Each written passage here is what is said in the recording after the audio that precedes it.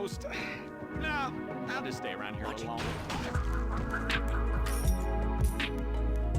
Most of us are familiar with the 4 lovable animals that traveled from New York all the way into the wilds. That's right, the DreamWorks 2005 movie was successful enough to spawn a game. This is Madagascar The Game. Don't go away.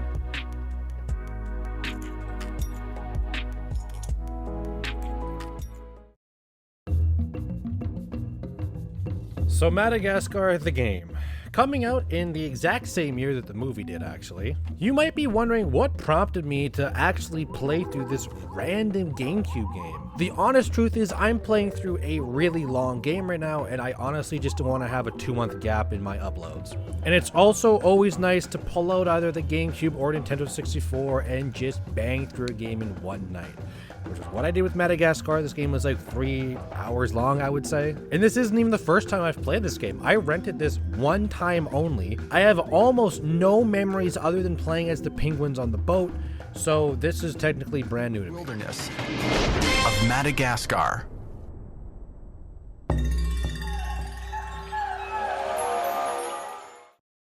Now to start, I want to say there is a genre of games that I call GameCube games. This is where a lot of games go into the category of very simple gameplay, not much going on, you just know it's not going to blow you away, but they're almost always fun. Madagascar The Game is definitely in this category. It definitely will not blow you away with its gameplay. But as far as the story goes, all it has to do is copy from the movie. How well does it do? Well, it starts off really great, and the farther you play, it gets worse. Seriously, the start of this game is actually really fun and follows the story quite well.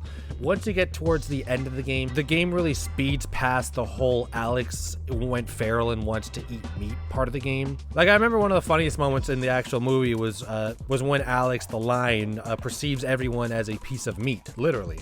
And the game actually just skips this. That happens off screen. But that's it. That's literally the story. 4 animals escape from a New York zoo and go to Madagascar by a complete accident off a boat. Gameplay-wise, let's talk here. There is some interesting things here. You do get to play as all 4 of the main characters. Gloria, the hippopotamus, Melman the giraffe, Alex the lion, Marty the zebra, and of course you get to play as the penguins as well, but only in the very early part of the game. Which sucks, because I think the penguin levels were probably my favorite levels. Anyone else have an idea? I personally would consider overthrowing the ship's captain and crew as well.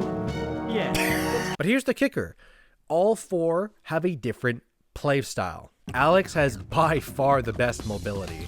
He can double jump, he can walk around fast. Gloria has the tank build, low mobility, but for some odd reason, if she eats a chili pepper, she sprints like crazy and can bust boulders. Ain't no one stopping me now.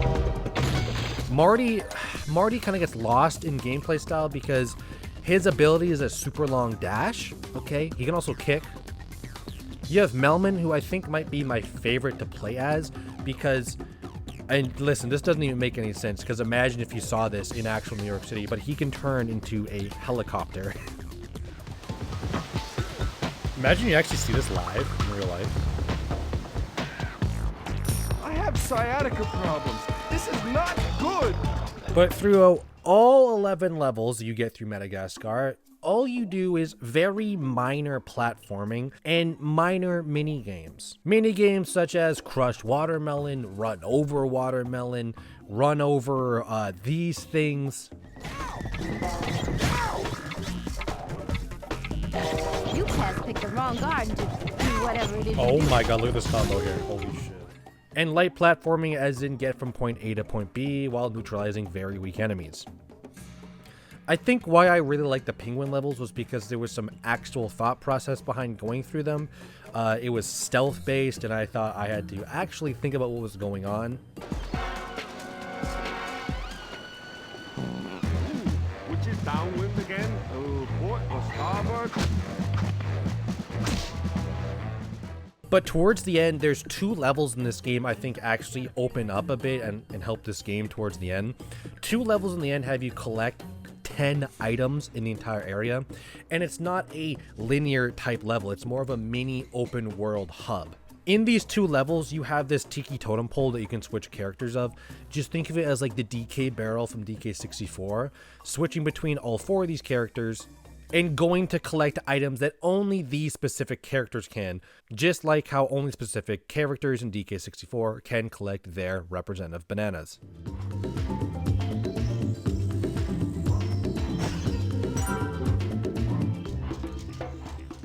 You can also collect these little coins. I really don't care about them. You can spend them at the souvenir shop, and also you can find arcade machines throughout some levels. It's one of those arcade games. Man, I love this game. What? What is this?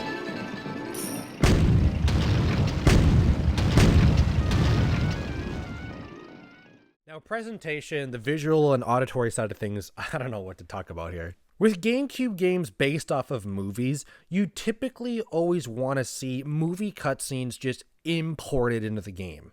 This does not happen here. You also typically want to see movie soundtracks imported into the game. I don't think this happens. You know, the big soundtrack in Madagascar that it's mostly known for. I like to move it. Yeah, that one. Not in the game. The level selection menu is cool. It honestly is. The HUD menu is cool just because you get a live headshot of the character you're playing as. But everything else, as expected for a GameCube game, is pretty average. Like, nothing really is crazy here. It looks like a GameCube game. But I did like the fact that characters have these nice little witty one-liners while playing. If I climb much higher, the risk of pulmonary edema increases tremendously.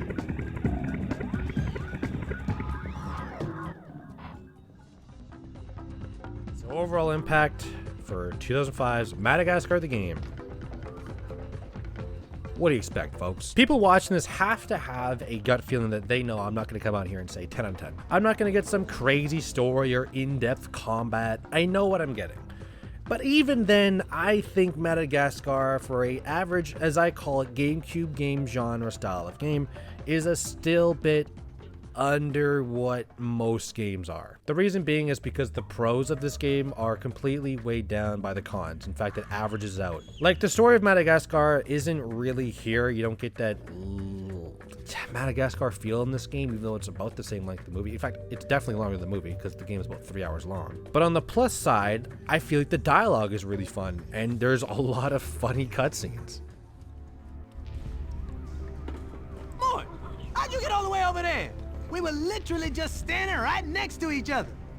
Ah, the plot called for it. Don't come apart on me now, Marty. All you have to The do is plot called stretch for your it? spinal Ain't no cord area way, by dude. yourself, Come and we can move on to the next The area. gameplay is kept fresh through 4 completely different styles thanks to the 4 completely different characters, but everything that you do with those characters, the collecting of everything and progressing through levels, is pretty mundane, at least once you get past the first part. The first part of the game was cool, honestly. Like, you get some stealth missions, you're playing as the penguins, even playing as Marty escaping the zoo, you had to lure officers by hitting these lampposts. This sort of mechanic never shows up again. But all in all, Madagascar as a pit stop while I play through a really long game currently. Honestly, I always have fun with the GameCube.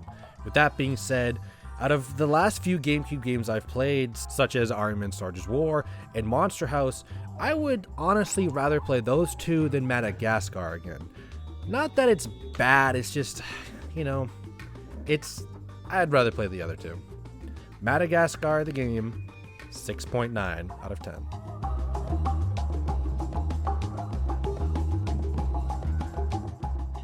So that's it. Madagascar the Game is done. There's really not much to talk about here other than ending off.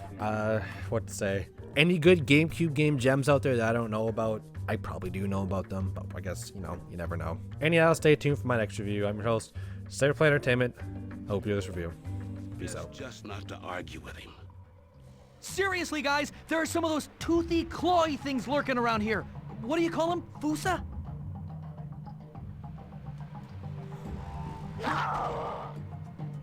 As king, I proclaim this a time of panic! The king has spoken. That's it! No more Mr. Nice Lion! What is up? I know what you're thinking. You're only here for the bonus Easter egg soundtrack I put in at the end of every video. But did you also know I have a donation page under Buy Me a Coffee? Donate whatever you want to my channel and I'll put half that back to an environmental charity. So that's that. Enjoy the music. Peace out.